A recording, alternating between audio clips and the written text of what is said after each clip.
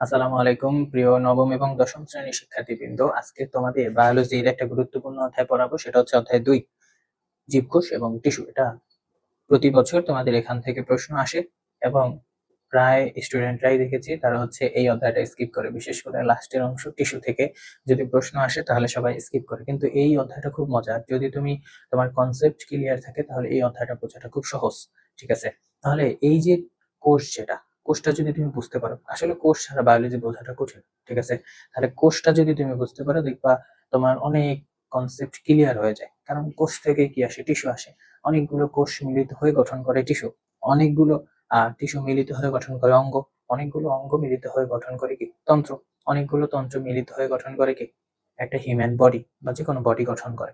আচ্ছা, এখানে একটা গুরুত্বপূর্ণ জিনিস, যে তন্ত্র বলছি আমি, তন্ত্রটা মানে কি? তোমরা কিন্তু সবাই শুনছো যে পরিপাক তন্ত্র, রক্ত সংবহন তন্ত্র, তারপর হচ্ছে তোমার রেচন তন্ত্র। তাহলে এই যে রেচন তন্ত্র, রক্ত সংবহন তন্ত্র, পরিপাক তন্ত্র, এগুলোর মানে কি?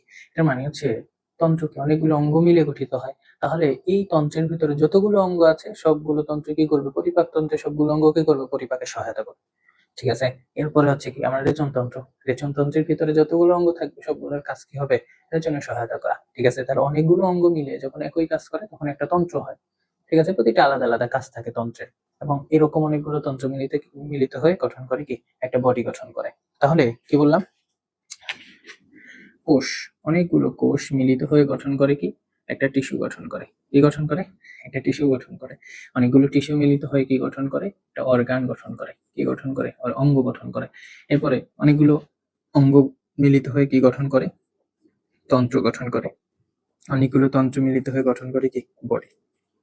তাহলে এত জিনিস, এই যে জিনিসগুলা তুমি যদি বুঝতে চাও, আগে তো তোমাকে কোষ বুঝতে হবে, তাই না? তুমি যদি এখন কোষ না বুঝো তাহলে এই জিনিসগুলো সহজে বুঝবা না। তোমার নিজের কাছে তো আসলে ইমাজিনেশন আসা উচিত যে আমি মানুষটা আসলে কিভাবে তৈরি। মানে কখনো ভাবছো যে আমি মানুষটা আসলে কিভাবে তৈরি? এবার তুমি ইমাজিন করো, তোমরা মৌচাকের দিকে তাকাবা, মৌচাক তো চিনো, মানে মৌমাছি, মৌচাক, যে মৌচাকের ভিতরে অসংখ্য অসংখ্য প্রকোষ্ঠ থাকে, তাই না? প্রকোষ্ঠ মিলিত একটা বিশাল মৌচাক গঠন করে। তাহলে তোমার বডিটা ওইরকম, তুমি একটু কল্পনা করো যে তোমার যদি তুমি একটু একদম সূক্ষ্ম মাইক্রোস্কোপ, আণুবীক্ষণিক মাইক্রোস্কোপ দিয়ে দেখো, সূক্ষ্ম সূক্ষ্ম সূক্ষ্ম অংশ মিলিত হয়ে তুমি গঠিত হয়েছে, তাই না? তাহলে এটা ইমাজিন করো তুমি কি পরিমাণ কোষ দিয়ে তোমার দেহটা গঠিত হয়েছে। ঠিক আছে, তাহলে কোষটা কতটা ইম্পর্টেন্ট, তুমি আগে গঠিত হবা তারপরে এই জিনিসগুলা। তাহলে কোষ সম্পর্কে ধারণা থাকাটা খুব গুরুত্বপূর্ণ। আসলে পরীক্ষা তো পাশ করবা, এমনি করবে, এই যুগে আসলে পরীক্ষা কেউ ফেল করে না এত সহজে। কিন্তু তোমার যদি এই জিনিসগুলো তুমি বুঝো, তুমি যদি ফিল করো তাহলে মজা পাবো করে। ঠিক আছে, তাহলে কোষটা সম্পর্কে আমার জানতে হবে। একদম সহজ জিনিস, বেশি কঠিন কিছু না। দেখো, শুরু করি। বিজ্ঞানী রবার্ট হুক, বিজ্ঞানী রবার্ট হুক 1665 সালে, কত সালে? 1665 সালে তিনি কি করলেন? একটা কাঠের সিপি, কাঠের সিপিকে আণুবীক্ষণিক যন্ত্রের নিচে রাখছেন। কাঠের সিপিকে কি করছেন? আণুবীক্ষণিক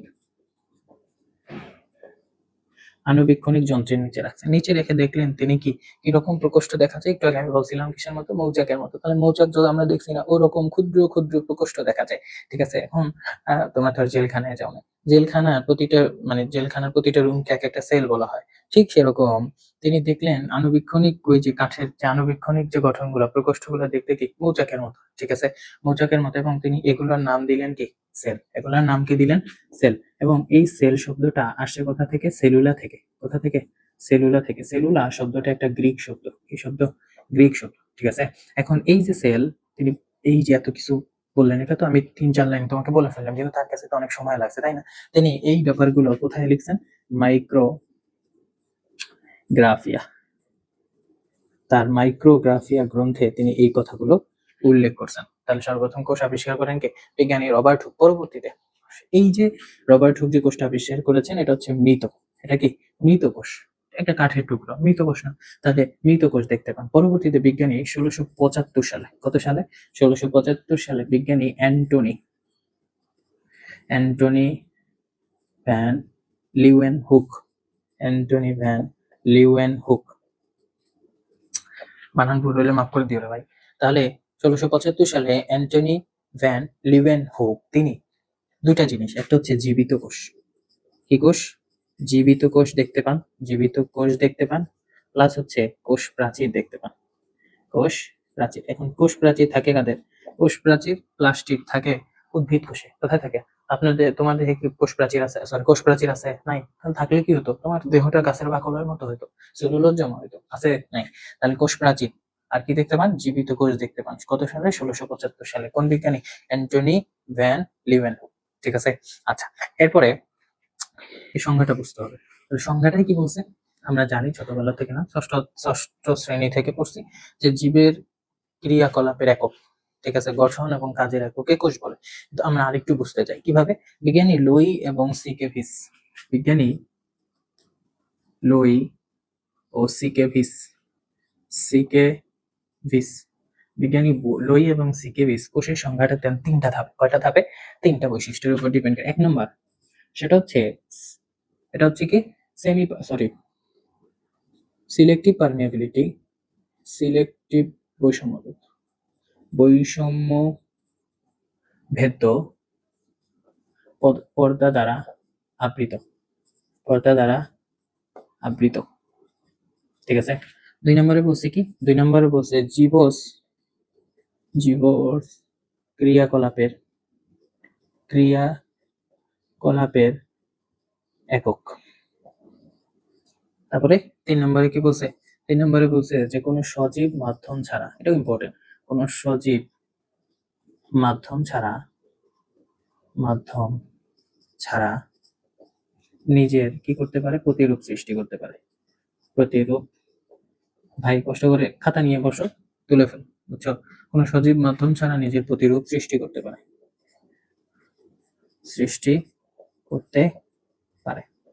শুনো, তোমাদের যে বায়োলজি বইটা, এই বায়োলজি বইটা আসলে পড়লে তোমার কনসেপ্ট ক্লিয়ার হবে না। কিছু ইনফরমেশন আমাকে বাইরে আনতে হয় তোমার, যাতে পড়াটা আরো ইন্টারেস্টিং হয়। এই কারণে অনেক ইনফরমেশন, প্লাস হচ্ছে অনেক ইজি হওয়ার জন্য অনেক ইনফরমেশন আমাকে অন্য বই থেকে কালেক্ট করতে হয়। এর মানে এটা যে ইম্পর্টেন্ট না। তুমি এই জিনিসগুলো যদি জানো, তুমি আনসারটা আরো ভালো করে লিখতে পারবা, আর সুন্দর করে লিখতে পারবা। ঠিক আছে।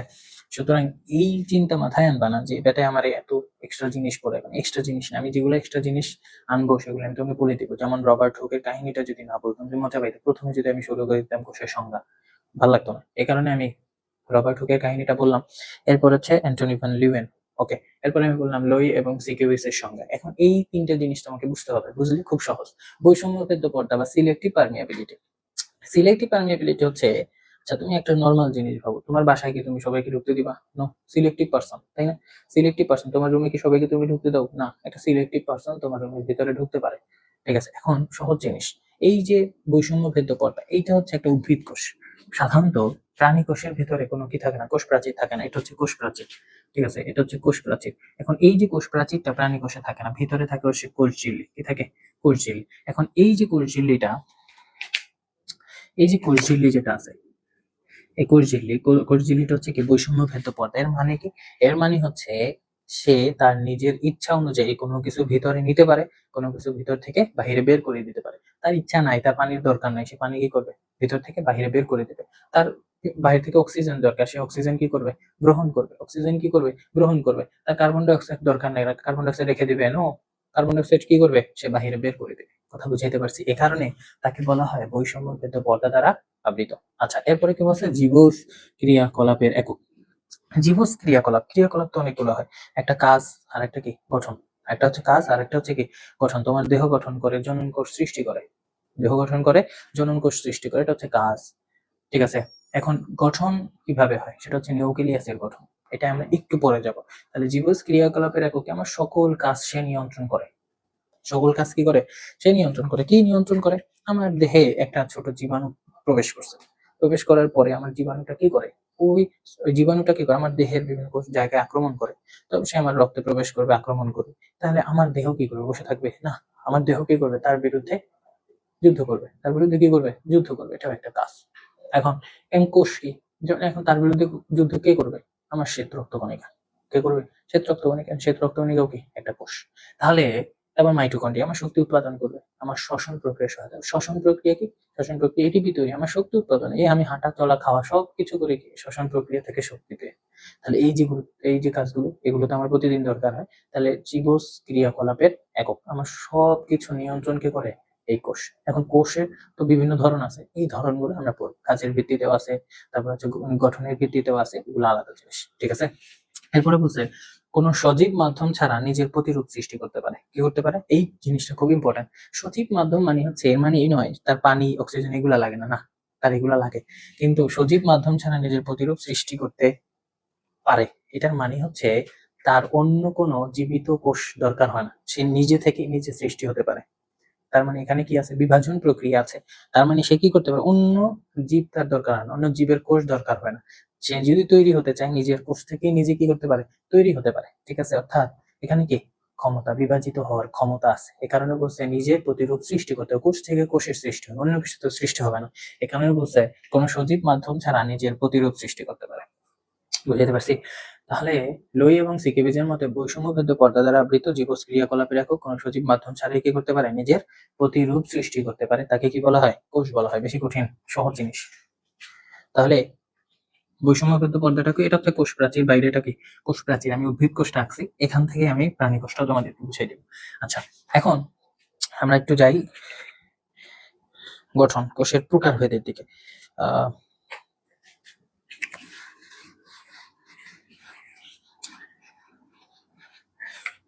কোষের প্রকারভেদ দেখো, কোষের প্রকারভেদে এক নাম্বার হচ্ছে নিউক্লিয়াসের গঠনের ভিত্তিতে। কিসের ভিত্তিতে?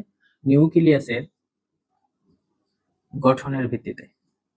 নিউক্লিয়াসের গঠনের ভিত্তিতে কোষ কয় প্রকার? দুই প্রকার। কয় প্রকার? দুই প্রকার। কি কি? এক নাম্বার হচ্ছে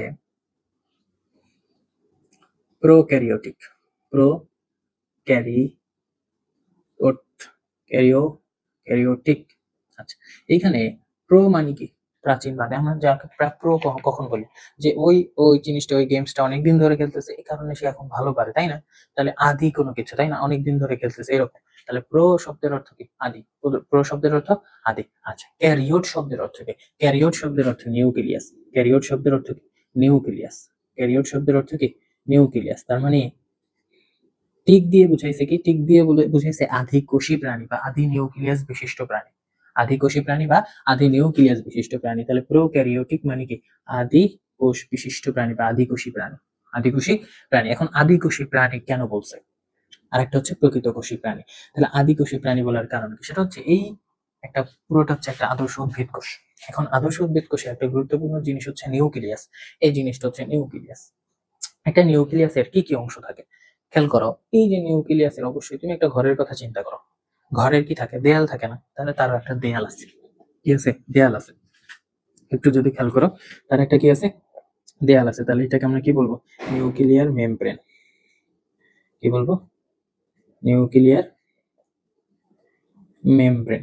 ওকে। এরপরে গুরুত্বপূর্ণ কি? নিউক্লিয়ার মেমব্রেন সাথে কি আছে? একটু খেয়াল করো, মেমব্রেনের এই দেখো কিছুক্ষণ পর পর একটু ফাঁকা জায়গা না? দরজা।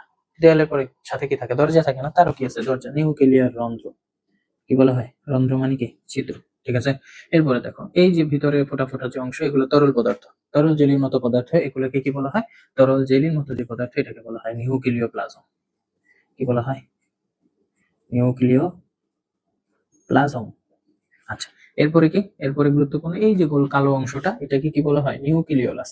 কি বলা হয়? নিউক্লিয় ক্লিওলাস। এরপরে গুরুত্বপূর্ণ জিনিস কি? নিউক্লিওলাস। আর এই যে পেঁচানো যে অংশ, সুতার মতো পেঁচানো অংশ, এটাকে বলা হয় ক্রোমাটিন তন্তু। এটাকে কি বলা হয়? ক্রোমাটিন তন্তু। কি বলা হয়? ক্রোমাটিন তন্তু। এই যে ক্রোমাটিন তন্তু, এখন খেয়াল করো, তার কয়টা অংশ? 5টা অংশ। ঠিক আছে? অনেকে রন্ধ্রটা আসলে ধরে না, মেমব্রেনের সাথে ফেলে দেয়। তাহলে নিউক্লিয়ার মেমব্রেন বা পর্দা, তার দেয়াল প্রাচীর, তারপরে হচ্ছে নিউক্লিয়ার রন্ধ্র, নিউক্লিয় প্লাজম যে তরল পদার্থ, এই যে মাঝখানে কালো যে দাগটা বড় করে, এটা হচ্ছে কি? নিউক্লিওলাস। আর হচ্ছে কি? ক্রোমাটিন তন্তু, সুতার মতো অংশ। আদিকোষী কি? আদিকোষীর নিউক্লিয়াস বা আদিকোষী প্রাণীর মানে হচ্ছে এদের নিউক্লিয়াস নেই, তাই না? না, এদের নিউক্লিয়াস সুগঠিত নয়। কি নয়? সুগঠিত নয়। সুগঠিত নয় মানে কি? নিউক্লিয়াস আছে কিন্তু তাদের কি থাকে না? নিউক্লিয়ার মেমব্রেনটা থাকবে না। কি থাকবে না? নিউক্লিয়ার মেমব্রেনটা থাকবে না। তাহলে নিউক্লিয়ার মেমব্রেন থাকে না, প্লাস হচ্ছে কি, স্বাভাবিকভাবে নিউক্লিয়ার মেমব্রেন যদি না থাকে, নিউক্লিয়ার রন্ধ্র থাকবে না। তাহলে নিউক্লিয়ার মেমব্রেন, নিউক্লিয়ার রন্ধ্র, আর কি থাকে না? এই যে মাঝখানের যে গোল অংশটা, এই গোল অংশটা থাকবে না, নিউক্লিওলাস। তাহলে নিউক্লিয়ার মেমব্রেন, তারপর হচ্ছে কি? নিউক্লিয়ার মেমব্রেন, আর হচ্ছে নিউক্লিওলাস। নিউক্লিওলাস এটা থাকবে না। তাহলে নিউক্লিয়ার মেমব্রেন, নিউক্লিওলাস থাকবে না। এটা স্বাভাবিক একটা জিনিস। তোমার ঘরের দেয়াল যদি না থাকে, দরজার কোনো মূল্য আছে? মূল্য নেই। তাহলে তার দেয়াল যদি না থাকে, ভিতরের তরল পদার্থ কি হয়ে যাবে? বাইরে বের হয়ে যাবে। তাই স্বাভাবিকভাবে এই নিউক্লিয়াসে নিউক্লিয়ার মেমব্রেন না থাকার কারণে নিউক্লিওপ্লাজম মানে তরল পদার্থগুলো সাইটোপ্লাজমে ছড়িয়ে যাবে। ঠিক আছে? তাহলে নিউক্লিয়ার মেমব্রেন, নিউক্লিওলাস না থাকার কারণে কি হয়ে যাবে? ছড়িয়ে যাবে। তাহলে এই কারণে কি বলা হয়? এদের নিউক্লিয়াস কি নয়?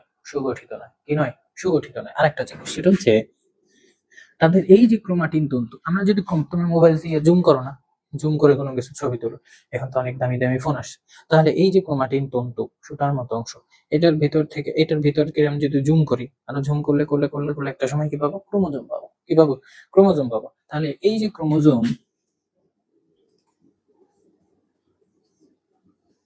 তাহলে এই যে ক্রোমোজোম, ওকে, ক্রোমোজোমকে যদি আরো আমি জুম করি, জুম করলে আমরা কি পাবো?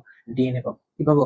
ডিএনএ। তাহলে প্রোক্যারিওটিক আদিকোষী নিউক্লিয়াসের ক্রোমোজোমে ডিএনএ থাকে। কি থাকে? ডিএনএ থাকে। আদিকোষী নিউক্লিয়াসের ক্রোমোজোমে ডিএনএ থাকে। কি থাকে? ডিএনএ থাকে। ঠিক আছে? আচ্ছা, 3 নাম্বার গুরুত্বপূর্ণ জিনিস সেটা হচ্ছে তাদের দেহে রাইবোজোম থাকে। আগে থাকি দেখে রাইবোজোম থাকে।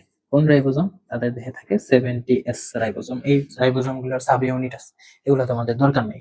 আচ্ছা, এরপরে হচ্ছে থাকে না। কি থাকে না তাদের দেহে? কি থাকে না? সেটা হচ্ছে যত অঙ্গাণু আছে, মাইটোকন্ড্রিয়া, সংক্ষেপে লিখলাম, এন্ডোপ্লাজমিক জালিকা, রেটিকুলাম বলে যেটাকে, প্লাস হচ্ছে কি লাইসোজোম, প্লাস হচ্ছে প্লাস্টিড, ঠিক আছে, প্লাস হচ্ছে গলজি বডি, ঠিক আছে, mitochondria, endoplasmic reticulum, lysosome, plastid, Golgi body, এই জিনিসগুলো কি হয় না? এই জিনিসগুলা এক্সিস্ট করে না, থাকে না। ঠিক আছে? এখন বলো প্লাস্টিক থাকে না, নর্মাল কমন সেন্স, প্লাস্টিকই আমরা জানি, প্লাস্টিক যদি না থাকে ক্লোরোপ্লাস্ট থাকবে না। তাহলে ক্লোরোপ্লাস্ট যদি না থাকে সালোক সংশ্লেষণ হবে? হবে না। তাহলে সালোক সংশ্লেষণ যদি না হয়, তাহলে আদিকোষী প্রাণীরা কি নিজের খাদ্য নিজে তৈরি করতে পারে? পারে না। ঠিক আছে? তাহলে না পারলে তাহলে কি করবে? শোষণ করবে। কি করবে? শোষণ করবে স্বাভাবিকভাবে। তাহলে যদি সালোক সংশ্লেষণ না হয়, তাহলে কি করবে?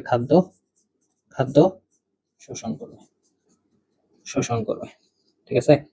আচ্ছা, তাহলে এই যে জিনিসগুলা, এখন প্রোক্যারিওটিক মানে আদিকোষী প্রাণীর উদাহরণ লাগবে, খুব ইম্পর্টেন্ট, পরীক্ষায় অসংখ্যবার আসে। তোমরা যদি ইন্টারে ওঠো তখন দেখবে এসএসসি তে এই উদাহরণগুলো আসছে। আদিকোষী প্রাণীর উদাহরণ হচ্ছে নীলাভ সবুজ শৈবাল, নীলাভ সবুজ শৈবাল, শৈবাল। আর কি? আরেকটা হচ্ছে ব্যাকটেরিয়া, ব্যাকটেরিয়া। ঠিক আছে? তাহলে নীলাভ সবুজ শৈবাল আর হচ্ছে কি ব্যাকটেরিয়া। এখান থেকে তোমার এমসিকিউ আসবে, এখান থেকে অনেক সময় আসে আদিকোষী নিউক্লিয়াস বা আদিকোষী প্রাণী বলতে কি বুঝো, এগুলো তুমি বলে দেবে, শেষ। একদম সহজ জিনিস। তাহলে আমরা কি বললাম? আদিকোষী নিউক্লিয়াস আর কি বলেন? নিউক্লিয়ার মেমব্রেন, নিউক্লিওলাস থাকে না, যার ফলে নিউক্লিওপ্লাজম গুলো সাইটোপ্লাজমে ছড়িয়ে যায়। এরপরে কি? ক্রোমোজোমে ডিএনএ থাকে, রাইবোজোম থাকে 70S। এরপর হচ্ছে কি রাইবোজোম কি করে? প্রোটিন তৈরি করে। কি তৈরি করে? প্রোটিন তৈরি করে। Mitochondria, endoplasmic reticulum, lysosome, plastid, Golgi body, এগুলো থাকে না, এক্সিস্ট করে না। তাহলে প্লাস্টিড যদি না থাকে, প্লাস্টিড না থাকলে খাদ্য তৈরি করতে পারবে? পারবে না। এই কারণে কি করে? সে খাদ্য শোষণ করে। উদাহরণ কি? নীলাভ সবুজ শৈবাল, ব্যাকটেরিয়া। শেষ, সহজ। আচ্ছা, এরপরে প্রকৃতকোষী। প্রকৃতকোষী প্রাণীর উদাহরণ কি? সহজ। প্রকৃতকোষী, প্রকৃতকোষী, প্রকৃতকোষী প্রাণী কি? প্রকৃতকোষী প্রাণী হচ্ছে, খেয়াল করো, প্রোক্যারিওটিক, সরি ইউক্যারিওটিক। তাহলে ইউক্যারিওটিক কি? ইউক্যারিওটিক, ইউ শব্দের অর্থ প্রকৃত, প্রকৃত, ক্যারিওট শব্দের অর্থ কি? নিউক্লিয়াস, ঠিক মানে কি? প্রাণী। তাহলে এটা হচ্ছে কি? প্রকৃত নিউক্লিয়াস বা প্রকৃতকোষী প্রাণী। তাহলে প্রকৃতকোষী প্রাণীর 1 নম্বর কথা, নিউক্লিয়াস কি? সুগঠিত। নিউক্লিয়াস সুগঠিত। ওকে। 2 নম্বরে কি? নিউক্লিয়াস সুগঠিত মানে কি? 5টা অংশ সব থাকবে। কি থাকবে? 5টা অংশ সব থাকবে। তারপরে কি? রাইবোজোম থাকে। কি থাকে? রাইবোজোম। সাধারণত প্রকৃতকোষী, কারণ আমরা সবাই প্রকৃতকোষী প্রাণী। আমরা সবাই কি? প্রকৃতকোষী প্রাণী। রাইবোজোম থাকে। কোন রাইবোজোম? 80S ribosome. ঠিক আছে? মাইটোকন্ড্রিয়া, এন্ডোপ্লাজমিক জালিকা, মাইটোকন্ড্রিয়া, এন্ডোপ্লাজমিক রেটিকুলাম জালিকা, গলজি বডি, তারপর হচ্ছে তোমার লাইসোজোম, প্লাস্টিড সব থাকে। হ্যাঁ, সাধারণত মানব দেহে প্লাস্টিড কোষ প্রাচীর এগুলো থাকে না। ওকে, মানব দেহে প্লাস্টিড কোষ প্রাচীর থাকে না, মানব দেহে প্লাস্টিড কোষ প্রাচীর থাকে না, কোষ গহ্বর থাকে না। এই যে এটা, এই জিনিসটা হচ্ছে কোষ গহ্বর। সাধারণত দেখা যায় না, কিছু কিছু জায়গায় দেখা যাইতে পারে, কিন্তু বেশিরভাগই কি কোষ গহ্বর থাকে না মানব দেহে।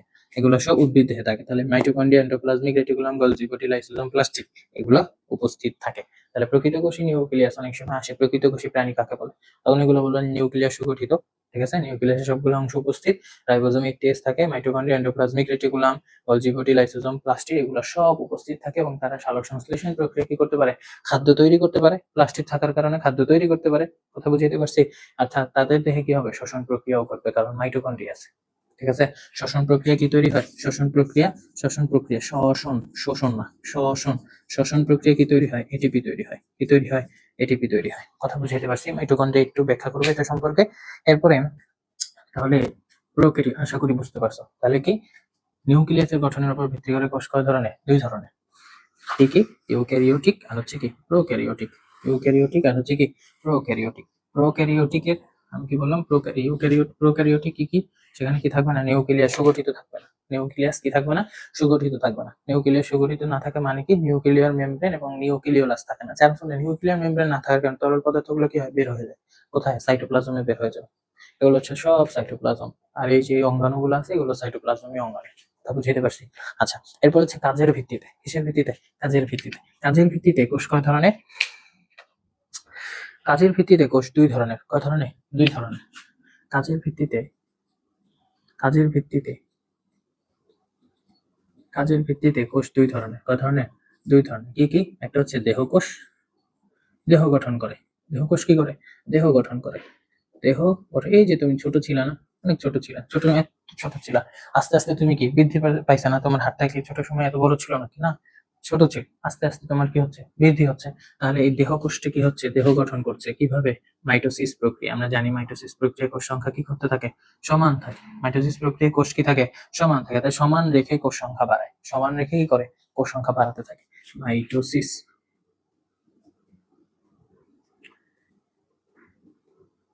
মাইটোসিস প্রক্রিয়ায় সে কি করে?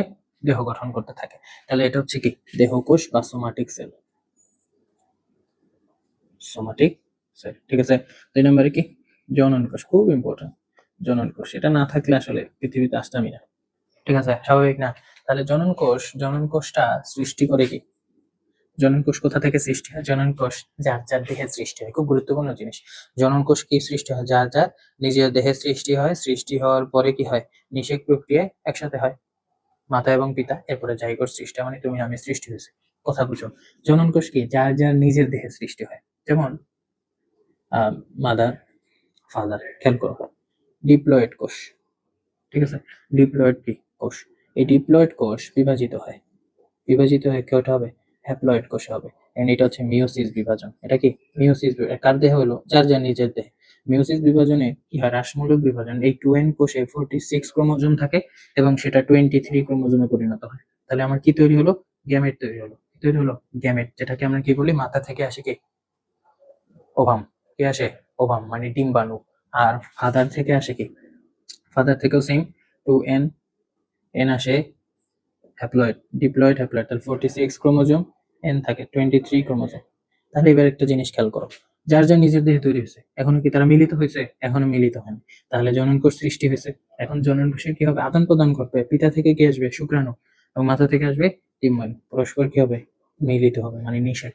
ঠিক আছে, নিষেক হওয়ার পরে এন মিলিত হয়েছে, 2n তৈরি হয়েছে কি? জাইগোট। মাথা থেকেও বৈশিষ্ট্য আসছে, পিতা থেকেও বৈশিষ্ট্য আসছে। দুইজনের বৈশিষ্ট্য আমরা কি করি? বহন করে।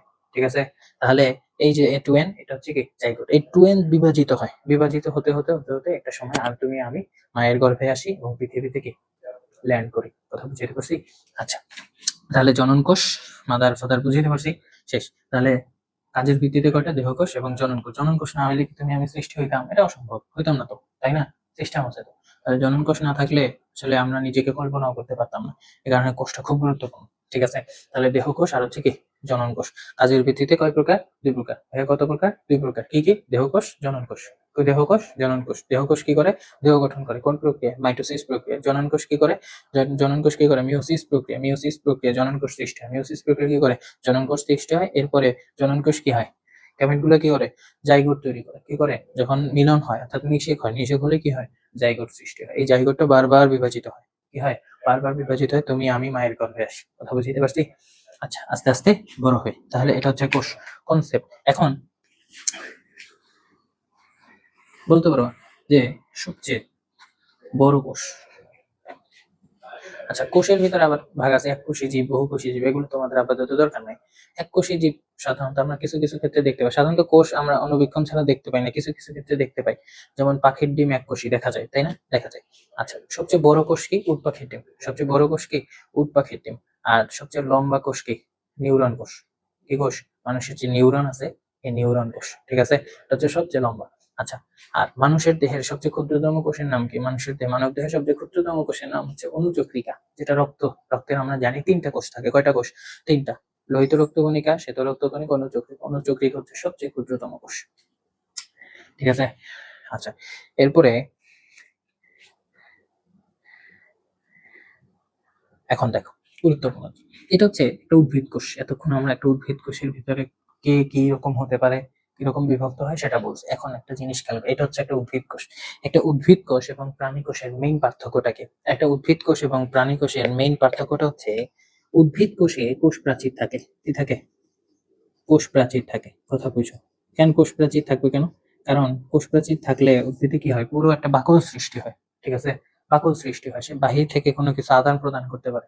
এর ভিতরে কি আছে? পিট মেমব্রেন, প্লাজমোডেসমাটাস, একটা কোষের সাথে অন্য একটা কোষের আণুবীক্ষণিক নালী, এটাকে বলা হয় প্লাজমোডেসমাটাস। আচ্ছা, যাই হোক, তাহলে কোষ প্রাচীর, কোষ প্রাচীর কিভাবে? সেলুলোজ জমা হয়।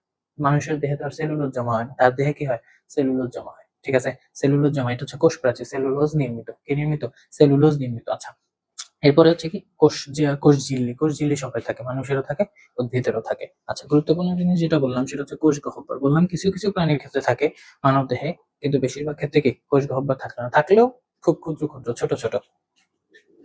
আচ্ছা, এরপরে কি? এরপরে দেখো, খেয়াল করো, গুরুত্বপূর্ণ একটা জিনিস সেটা হচ্ছে প্লাস্টিক। এই যে মানব দেহে এই প্লাস্টিক থাকে না। যদি প্লাস্টিক থাকতো, তাহলে কি হতো? এখন প্লাস্টিক হচ্ছে 3 ধরনের: ক্লোরোপ্লাস্ট, ক্রোমোপ্লাস্ট, লিউকোপ্লাস্ট। সেটা হচ্ছে, এখন প্লাস্টিক যদি থাকতো তাহলে কি হতো? এক হচ্ছে আমি তো নিজের ক্ষেত্রে নিজে তৈরি করতে পারতাম, সালোক সংশ্লেষণ প্রক্রিয়া, আমি নিজেই সালোক সংশ্লেষণ ঘটাই ফেলতাম। একটা হচ্ছে আমার ক্লোরোপ্লাস্ট নাই, তাই সালোক সংশ্লেষণ করতে পারি না, উদ্ভিদে আছে।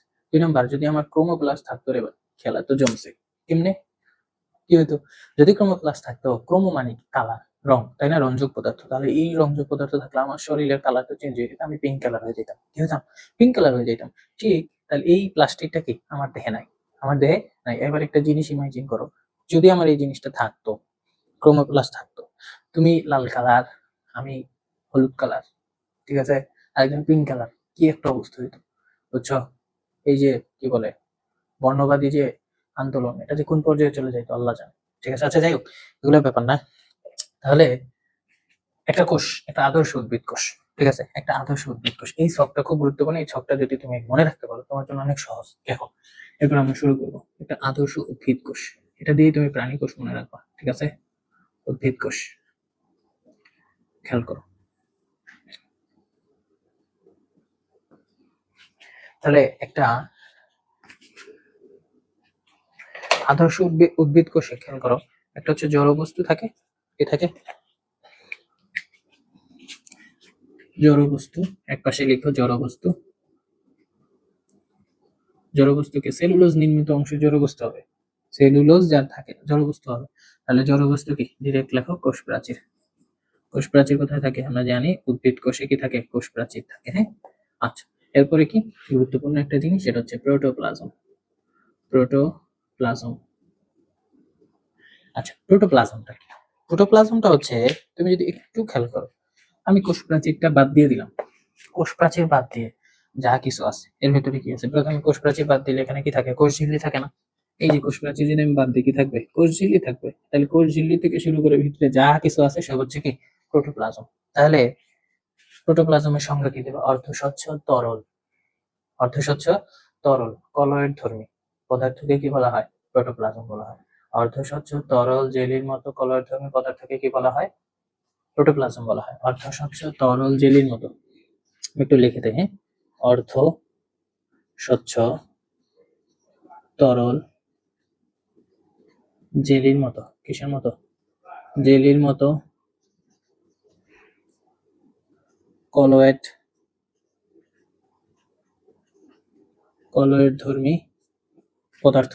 অর্ধস্বচ্ছ তরল জেলির মতো কলয়েড ধর্মী পদার্থকে কি বলা হয়? প্রোটোপ্লাজম। কি বলা হয়? প্রোটোপ্লাজম। প্লাজম শব্দটা আসলে মেইনলি ইউজ করে তরল পদার্থের ক্ষেত্রে। ঠিক আছে, তাহলে প্রোটোপ্লাজম অর্ধস্বচ্ছ তরল জেলির মতো কলয়েড ধর্মী অংশকে কি বলা হয়? প্রোটোপ্লাজম। এখন এই প্রোটোপ্লাজমের বিভক্তি হচ্ছে তিনটা। কয়টা? তিনটা। সেটা হচ্ছে, এটা দরকার নাই আসলে, কোষ প্রাচীর এতটা দরকার নেই তোমাদের। 1 2 3 গুরুত্বপূর্ণ। সবার প্রথমে কোষ ঝিল্লি। কোষ ঝিল্লি, কোষ ঝিল্লি। এরপরে কি? সাইটোপ্লাজম। এরপরে কি? সাইটোপ্লাজম। সাইটোপ্লাজম। আর সবার শেষে হচ্ছে কি? নিউক্লিয়াস। ওকে, নিউক্লিয়াস পুরো আলাদা। নিউক্লিয়াস কি? তারা পুরো আলাদা করে দিবা। কোষ ঝিল্লি এবং নিউক্লিয়াস বাদে, খেয়াল করো, সংজ্ঞা তুমি নিজে বানাবা। কোষ ঝিল্লি এবং নিউক্লিয়াস বাদে কি থাকে? সাইটোপ্লাজম। কোষ ঝিল্লি এবং নিউক্লিয়াস বাদে কি থাকবে? সাইটোপ্লাজম। সোজা বাংলা, অর্ধস্বচ্ছ তরল জেলির মতো পদার্থকে বলা হয় সাইটোপ্লাজম। তরল পদার্থ থাকবে। অর্ধস্বচ্ছ তরল জেলির মতো পদার্থকে কি বলা হয়? সাইটোপ্লাজম। তাহলে এই সাইটোপ্লাজম, নিউক্লিয়াসে আমরা অলরেডি বলে ফেলছি, নিউক্লিয়াসে কয়টা অংশ? 5টা। নিউক্লিয়াস পুরো আলাদা। নিউক্লিয়াস কি? পুরো আলাদা। নিউক্লিয়াসে 5টা অংশ বলে ফেলছি না? আচ্ছা, এখানে 5টা অংশ লিখে ফেলো তোমরা। এবার সাইটোপ্লাজম। সাইটোপ্লাজমের আবার কয়টা অংশ? 3টা অংশ। কোষ ঝিল্লি আলাদা। সাইটোপ্লাজম কোষ ঝিল্লিকে আলাদা, কিন্তু সবাই প্রোটোপ্লাজমের ভিতরে। তাহলে সাইটোপ্লাজমে কয়টা অংশ? 2টা। কয়টা অংশ? 2টা। একটা হচ্ছে সাইটোসল। সল মানে তরল পদার্থ। সাইটোসল। ঠিক আছে, সাইটোসল। প্লাস হচ্ছে কি? সল মানে কি? তরল পদার্থ। সাইটোসল এবং হচ্ছে সাইটোপ্লাজমীয় অঙ্গাণু। সাইটোপ্লাজমীয় অঙ্গাণু। ঠিক আছে, সাইটোসল, সাইটোপ্লাজমীয় কি? অঙ্গাণু। আচ্ছা, সাইটোসল মানে কি? তরল পদার্থ। আর একটা কি? সাইটোপ্লাজমীয় অঙ্গাণু। এখন এই সাইটোপ্লাজমীয় অঙ্গাণু আবার 2টা ভাগে বিভক্ত। কয়টা ভাগে বিভক্ত? 2টা ভাগে। একটা কি? ঝিল্লিবদ্ধ অঙ্গাণু আর একটা ঝিল্লিবিহীন অঙ্গাণু। একটা ঝিল্লিবদ্ধ অঙ্গাণু আর একটা ঝিল্লিবিহীন অঙ্গাণু। তাহলে ঝিল্লিবদ্ধ অঙ্গাণু, কিভাবে লিখবে ভাই? আচ্ছা, তোমরা সাইটোপ্লাজমীয় অঙ্গাণু নিচে টান দাও, টান দিয়ে 2টা সাইড আলাদা করো। একটা হচ্ছে ঝিল্লিবদ্ধ অঙ্গাণু আর একটা ঝিল্লিবিহীন অঙ্গাণু। ঝিল্লিবদ্ধ অঙ্গাণু মনে রাখবা, মায়ের পাগল, সরি, মায়ের মায়ের পাগল। হ্যাঁ, এগুলো হচ্ছে ঝিল্লিবদ্ধ। এগুলোর বাইরে কি থাকবে? ঝিল্লি থাকবে। এই যে তুমি যদি একটু খেয়াল করো, এই যে এটা হচ্ছে প্লাস্টিড। ঠিক আছে, প্লাস্টিডের বাহিরে দেখো একটা আবরণ আছে না? রাইবোজোমের বাহিরে কোনো আবরণ নাই। আছে? নাই। মাইটোকন্ড্রিয়া বাহিরে একটা আবরণ আছে না? এগুলো হচ্ছে দ্বিস্তর বিশিষ্ট সব। তাহলে এর পাগল মতে কি? মাইটোকন্ড্রিয়া। একটু কষ্ট করে লিখে ফেলো, মাইটোকন্ড্রিয়া। এর এন্ডোপ্লাজমিক রেটিকুলাম। এ দিয়ে এন্ডোপ্লাজমিক, র দিয়ে রেটিকুলাম। Endoplasmic reticulum. ঠিক আছে, ও দিয়ে কি? পারঅক্সিজম। তো এতটা ইম্পর্টেন্ট না, প্লাস্টিড লাগবে তোমাদের। প্লাস্টিড। ঠিক আছে, সেই দেখে একটা বললাম না, প্লাস্টিড। ঝিল্লিবদ্ধ অঙ্গাণু। এবারে কতে কি? Golgi body. কতে কি? Golgi body. গলজি বডি দেখা যায় কিনা আল্লাহ জানে। ল দিয়ে লাইসোসোম। ল দিয়ে কি? লাইসোসোম বা লাইসোসোম। Lysosome, lysosome, lysosome. ঠিক আছে, তাহলে গলজি বডি, মায়ের পাগল। তার মধ্যে মাইটোকন্ড্রিয়া, এর দিয়ে এন্ডোপ্লাজমিক রেটিকুলাম, প দিয়ে প্লাস্টিড, পারঅক্সিজম আছে, গ দিয়ে গলজি বডি, ল দিয়ে কি? লাইসোসোম। এগুলো হচ্ছে ঝিল্লিবদ্ধ অঙ্গাণু। বাকিগুলো সব ঝিল্লিবিহীন অঙ্গাণু। বিশেষ করে রাইবোসোমটা পরীক্ষায় আসে। এখন এইখান থেকে তোমার এমসিকিউ আসবে, সেটা হচ্ছে নিচের কোনটি ঝিল্লিবদ্ধ অঙ্গাণু। ঠিক আছে, এই কারণে আমি এটা লিখে দিছি। এখন তাহলে ঝিল্লিবদ্ধ অঙ্গাণু কি কি? Mitochondria, endoplasmic reticulum, plastid, Golgi body আর হচ্ছে কি? লাইসোসোম। ঠিক আছে, আচ্ছা, এটা হচ্ছে গুরুত্বপূর্ণ একটা অংশ। এখন আমাদের মূল জিনিসে প্রবেশ করব, সেটা হচ্ছে এই যে উদ্ভিদ কোষ। উদ্ভিদ কোষে আমরা বলছি কি, এখন আমরা পড়ার জিনিস কি, সেটা হচ্ছে তোমরা এমসিকিউর জন্য কোষ প্রাচীরটা পড়তে হবে। আমি একটু ক্লিয়ার করে দিই, এমসিকিউর জন্য কোষ প্রাচীরটা পড়বা, কোষ ঝিল্লিটাও আপাতত এমসিকিউর জন্য পড়বা। এর মধ্যে সাইটোপ্লাজম অঙ্গাণুর মধ্যে তোমার সৃজনশীলে আসে মাইটোকন্ড্রিয়া আর হচ্ছে কি? প্লাস্টিড। সৃজনশীলে গ এবং ঘয়ে চিত্রসহ। আরেকদিকে আসে কি? নিউক্লিয়াস চিত্রসহ। কথা বুঝতে পারছি? প্লাস হচ্ছে লাইসোজোম। লাইসোজোম তোমার খ নম্বরে আসে। শেষ। এখানে কমন আসলে 100% কমন ফালানোর আসলে কোনো আভিজাত্য নেই, ঠিক আছে? কমন জিনিস এগুলো যদি তুমি বুঝতে পারো তুমি অটোমেটিক লিখতে পারো, ঠিক আছে? বুঝতে না পারলে আসলে লিখে তো লাভ নেই। এখন পরীক্ষার আগের দিন পড়ে তো তুমি আর উল্টে ফেলতে পারবে না পৃথিবী। এই কারণে আমার কাছে মনে হয় তোমার কনসেপ্ট যত ক্লিয়ার থাকবে তুমি কোরিলেট যত করতে পারবে তত তোমার জন্য ইজি। মুখস্থ করার এত দরকার নেই। অবশ্যই বায়োলজি মুখস্থ করতে হয়, বাট কোরিলেট করতে পারলে তোমার অ্যাটলিস্ট 40% কষ্ট কমে যাবে। সুতরাং কোরিলেট করতে হবে। কথা বুঝাইতে পারছি? আচ্ছা, এরপরে তাহলে আমরা কি করব? আমরা একটু ধাপে ধাপে শিখবো, ঠিক আছে? তো আমি একটু করি, কোষ প্রাচীরটা আগে শিখবো, এরপরে কোষ ঝিল্লির পরে আমরা ধাপে ধাপে মাইটোকন্ড্রিয়া শিখবো, প্লাস্টিকটা শিখবো, নিউক্লিয়াসটা একটু শিখবো, শেষ। আমরা এখানে আর তেমন কিছু দরকার নেই তোমাদের। আর মাঝখানে যদি কোনো কিছু এমসিকিউ বা ক নম্বরের জন্য লাগে আমি বলে দিব, কোনো সমস্যা নেই। তাহলে আমরা শুরু করি কোষ প্রাচীর দিয়ে, ঠিক আছে? কোনো সমস্যা নেই আশা করি। তাহলে কোষ প্রাচীরটা একটু খেয়াল করো। কোষ প্রাচীরের ক্ষেত্রে আমরা একটু আগে বলছি, এই যে একটু আগে দেখাইছিলাম কোষ প্রাচীর, ঠিক আছে? কোষ প্রাচীর লেখো, কোষ প্রাচীর, কোষ প্রাচীর, ঠিক আছে? এটা তোমরা জানি না কোষ বিভাজন প্রক্রিয়া পড়ছো কিনা, এইটা পড়ার কথা, 7এও পড়ার কথা। মাইটোসিস কোষ বিভাজন প্রক্রিয়ার কিছু ধাপ আছে, তাই না? মাইটোসিস কোষ বিভাজন প্রক্রিয়ার একটা গুরুত্বপূর্ণ ধাপ হচ্ছে টেলোফেজ। মনে রাখবা কোষ প্রাচীর টেলোফেজ ধাপে তৈরি হয়, টেলোফেজ ধাপে তৈরি হয়, ঠিক আছে? তৈরি হয়। এটা প্রথম কি আবিষ্কার করে? Antonie van Leeuwenhoek. আমরা প্রথমে বলে ফেলছি, তাই না? আর এখানে বলবো না, এটা হচ্ছে অ্যান্টনি ভন লিউয়েনহুকের আবিষ্কার করে। কত সালে? 1675 সালে। আচ্ছা, এখন গুরুত্বপূর্ণ যে জিনিস সেটা হচ্ছে কিছু কিছু জিনিস বোঝানোর জন্য আমাকে কিছু চিত্র ইউজ করতে হবে। কোষ প্রাচীরের কোষ কোষ প্রাচীরের কোষ প্রাচীর কোথায় থাকে? কোষ প্রাচীর কোথায় থাকে? উদ্ভিদ কোষে। কোথায় থাকে? উদ্ভিদ কোষে। উদ্ভিদ কোষে। এর প্রধান উপাদান লিখে ফেলো। এর প্রধান উপাদান, এর প্রধান গাঠনিক উপাদান, গাঠনিক উপাদান cellulose, cellulose, hemicellulose, hemicellulose, lignin, pectin, suberin, ঠিক আছে? সেলুলোজ, হেমিসেলুলোজ, লিগনিন, পেকটিন আর হচ্ছে কি সুবেরিন, ঠিক আছে? আচ্ছা, এটা হচ্ছে একটা মৃত জড়বস্তু। এটা কি? মৃত জড়বস্তু। আমরা অলরেডি আগেও বলে ফেলছি, আগে যে ছক দেখাইছিলাম এই ছকের ভিতরেই ছিল, এটা হচ্ছে জড়বস্তু, মৃত জড়বস্তু। তাহলে কি বললাম? এটা টেলোফেজ ধাপে তৈরি হয়। কোষ প্রাচীর কোথায় থাকে? উদ্ভিদ কোষে থাকে। এর প্রধান গাঠনিক উপাদান সেলুলোজ, খুব গুরুত্বপূর্ণ। এর প্রধান গাঠনিক উপাদান কি? সেলুলোজ, হেমিসেলুলোজ, লিগনিন, পেকটিন আর হচ্ছে কি সুবেরিন। এবং মৃত জড়বস্তু, এটা কি? মৃত জড়বস্তু। আচ্ছা, এখন চিত্র আমি ছোট করে একটু দেখাই।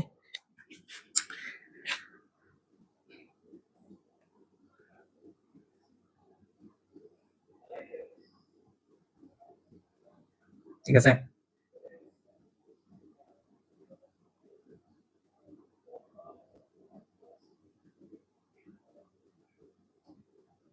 আচ্ছা, সহজ জিনিস, একটু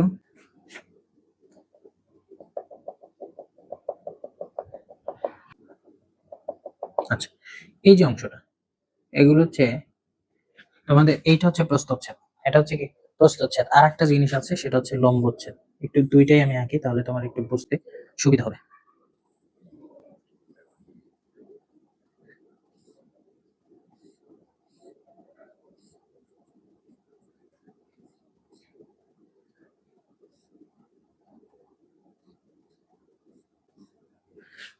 সহজে আমি একটু বোঝাই, সেটা হচ্ছে মধ্যপর্দা। এটা হচ্ছে মধ্যপর্দা, এটা কি মধ্যপর্দা, ঠিক আছে? এই মধ্যপর্দাটা মূলত তৈরি হয় পেকটিক অ্যাসিড দিয়ে। কি দিয়ে?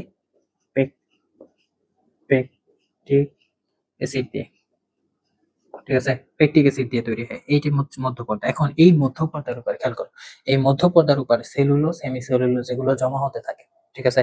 সেলুলোজ হেমিসেলুলোজ কি হতে থাকে, জমা হতে থাকে, জমা হতে হতে স্তরে স্তরে সাজতে থাকে। ঠিক আছে, তাহলে প্রাথমিক স্তর, এরপরে জমতে জমতে আরো কি সেলুলোজ হেমিসেলুলোজ জমতে জমতে জমতে জমতে গৌণ প্রাচীর তৈরি হয়। তাহলে মনে করো এটা হচ্ছে প্রাথমিক প্রাচীর, এটা হচ্ছে কি প্রাথমিক প্রাচীর। এরপরে এর উপরে আরো কি তৈরি হয়, নতুন স্তর তৈরি হয়, শক্ত গৌণ প্রাচীর। এই গৌণ প্রাচীরের আবার তিনটা অংশ থাকে। কয়টা অংশ থাকে, তিনটা অংশ। আমার কথাটা যদি একটু বুঝতাম, মাঝখানের যেটা সেটা হচ্ছে কি মধ্যপর্দা, এটা হচ্ছে কি মধ্যপর্দা। এই মধ্যপর্দা কি দিয়ে তৈরি হয়, পেকটিক অ্যাসিড দিয়ে তৈরি হয়। আচ্ছা, এরপরে দেখো দুই পাশে, এই পাশটা আমি আলাদা রাখতেছি। দেখো এই যে অংশটা, এটা হচ্ছে প্রাথমিক প্রাচীর, এটা হচ্ছে কি প্রাথমিক প্রাচীর। আমি একটু, এটা হচ্ছে মধ্যপর্দা আর এটা হচ্ছে প্রাথমিক প্রাচীর। এটা কি প্রাথমিক প্রাচীর। এই প্রাথমিক প্রাচীর আবার সেলুলোজ হেমিসেলুলোজ পড়তে পড়তে গৌণ প্রাচীর তৈরি হয়। গৌণ প্রাচীরের কয়টা অংশ, স্তর কয়টা, তিনটা স্তর। গৌণ প্রাচীরের কয়টা স্তর, তিনটা স্তর। সেটা হচ্ছে, এটা হচ্ছে কি বহিঃস্থ স্তর, এটা হচ্ছে বহিঃস্তর, মধ্যস্তর, মধ্যস্তর, আর একটা হচ্ছে অন্তঃস্তর, আর একটা কি অন্তঃস্তর। তাহলে বহিঃস্তর, মধ্যস্তর, আর হচ্ছে কি অন্তঃস্তর। এইবার দেখো এই জায়গাটা, এই জায়গাটার নাম হচ্ছে মধ্যপর্দা। এর নাম কি মধ্যপর্দা। মধ্যপর্দার আরেকটা নাম আছে, সেটা হচ্ছে পিট মেমব্রেন, পিট মেমব্রেন। ওকে, মধ্যপর্দার আরেকটা নাম কি পিট মেমব্রেন। আর এটা হচ্ছে এই যে অংশটা, এই যে আমরা করছি, এটা হচ্ছে গৌণ পর্দা। এটা কি গৌণ পর্দা, সরি গৌণ প্রাচীর। তাহলে গৌণ প্রাচীরের কয়টা অংশ বললাম, তিনটা অংশ। কয়টা অংশ, তিনটা অংশ। এটা হচ্ছে বহিঃস্তর, এটা হচ্ছে বহিঃস্তর, এটা হচ্ছে মধ্যস্তর, মধ্যস্তর, আর এটা হচ্ছে অন্তঃস্তর, অন্তঃস্তর। ঠিক আছে, এখন এই যে তিনটা স্তর, বহিঃস্তর, মধ্যস্তর, অন্তঃস্তর, এখন এইখানে একটা জিনিস খেয়াল করো, এই যে অংশগুলো, এই অংশগুলো কি এই কূপগুলো আছে দেখো, পিট মেমব্রেন।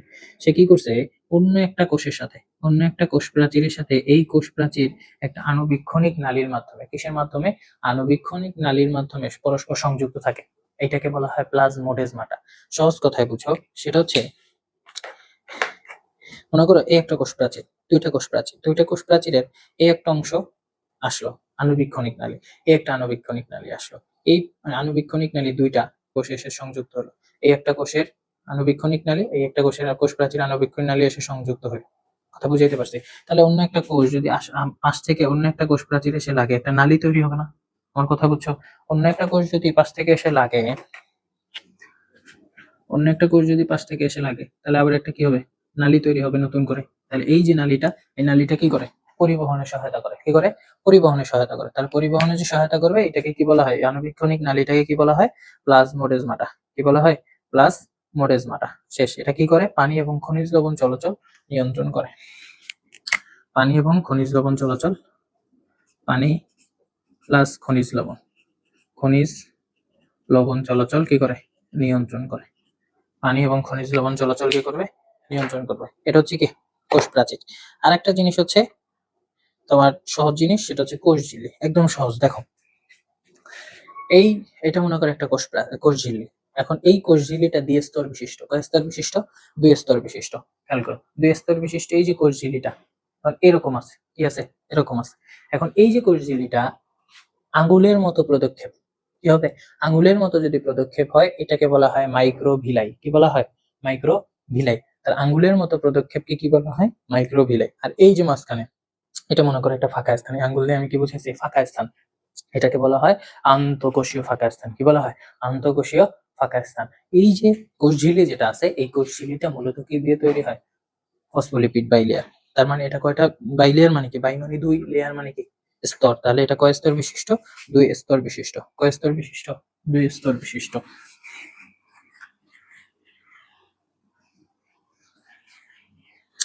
তাহলে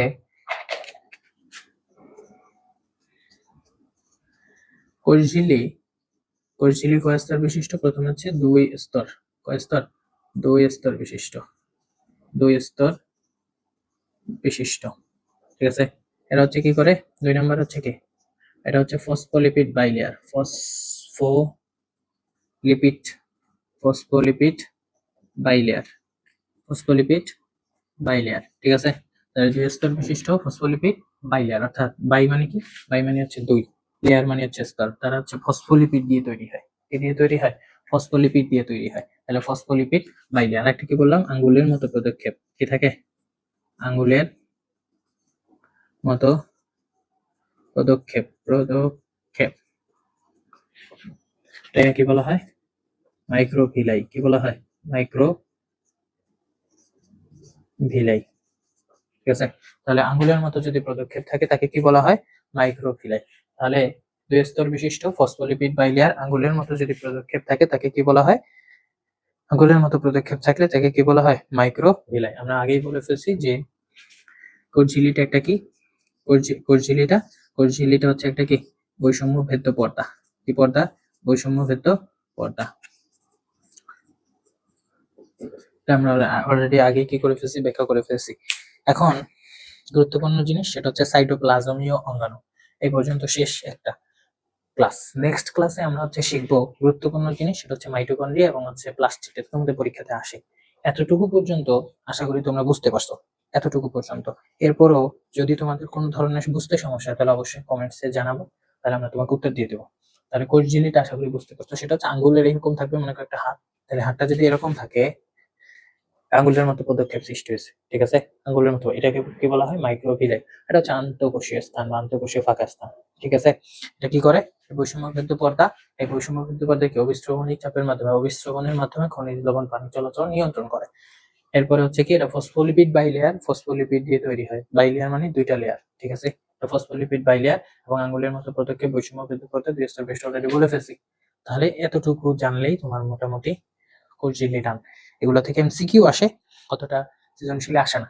কোষ প্রাচীরটাও সেম, সেলুলোজ নির্মিত, বেশিরভাগ সেলুলোজ, হেমিসেলুলোজ, লিগনিন, পেকটিন থাকে। প্লাজমোডেজমাটা কাকে বলে? পরীক্ষাতে আসে ক নাম্বারে। প্লাজমোডেজমাটা কাকে বলে? যে আণুবীক্ষণিক বা সূক্ষ্ম আণুবীক্ষণিক নালীর মাধ্যমে সে কি করে? পাশাপাশি দুইটা কোষের মধ্যে সম্পর্ক স্থাপন করে, তাকে কি বলা হয়? প্লাজমোডেজমাটা, ঠিক আছে? তোমাদের পড়তে হবে। আসলে আলটিমেট টার্গেট হচ্ছে পড়া, যেভাবেই পড়ো। আর পরীক্ষার আগে সাজেশনের পেছনে না দৌড়ানো উচিত। আমার কাছে মনে হয় পড়া উচিত। সময়কে কাজে লাগানো, সময় খুব মূল্যবান। পৃথিবীতে কিছু কিছু জিনিস তোমার যদি একবার চলে যায় সেটা আর ফিরে আসে না, তার মধ্যে একটা হচ্ছে সময়, ঠিক আছে? আর কিছু কিছু জিনিস অনেক সময় তুমি বুঝবা না, কিন্তু বারবার পড়বা, দেখবে একটা সময় বুঝে যাবে। তোমার আলটিমেটলি পড়তে হবে। যদি তুমি মাথায় নিয়ে থাকো যে আমি বুঝতেছি না, আমি পড়ে কি করবো, না, এই ধরনের চিন্তা ভাবনা থাকলে আসলে তুমি কখনো শিখতে পারবা না, ঠিক আছে? আর সবসময় সময়কে মূল্য দিতে হবে, ঠিক আছে? পবিত্র কোরআনে আল্লাহ তাআলা বলছেন ওয়াল আসর, ওয়াল আসর মানে কি? সময়ের কসম, তাই না? এখানে সময়ের কসম কখন করি আমরা? কখন কসম করি বলো তো? যখন আমরা কোনো জিনিস একদম বিশ্বাস করাতে চাই, তাই না? ওকে, তো তোমার সৃষ্টিকর্তার কি দরকার পড়ছে তোমাকে বিশ্বাস করানোর জন্য তার কসম কাটতে হবে? না। এই কসম কাটা কি তোমাকে বিশ্বাস করানোর জন্য? এটা গুরুত্ব বোঝানোর জন্য, অর্থাৎ সময়ের কত গুরুত্ব, ঠিক আছে? সময় যদি একবার চলে যায় সেটা কি আর ফিরে আসে? না। সময় হচ্ছে কিসের মতো? নদীর স্রোতের মতো, আর ফিরে আসে না, ঠিক আছে? সুতরাং সময়কে যথার্থভাবে উপলব্ধি করতে হবে, এটা গুরুত্বপূর্ণ। তাই অনলাইনে থেকে আমার কাছে মনে হয় বাসায় তুমি যদি একটু বুঝে পড়ালেখা করো, তোমার এই জিনিসগুলো তাড়াতাড়ি শেষ হয়ে যাবে, ঠিক আছে? নেক্সট ক্লাসে আমরা মাইটোকন্ড্রিয়া, প্লাস্টিড এগুলো শেষ করে ফেলবো, নিউক্লিয়াস সহ, ইনশাআল্লাহ। ঠিক আছে, আল্লাহ হাফেজ, আসসালামু আলাইকুম।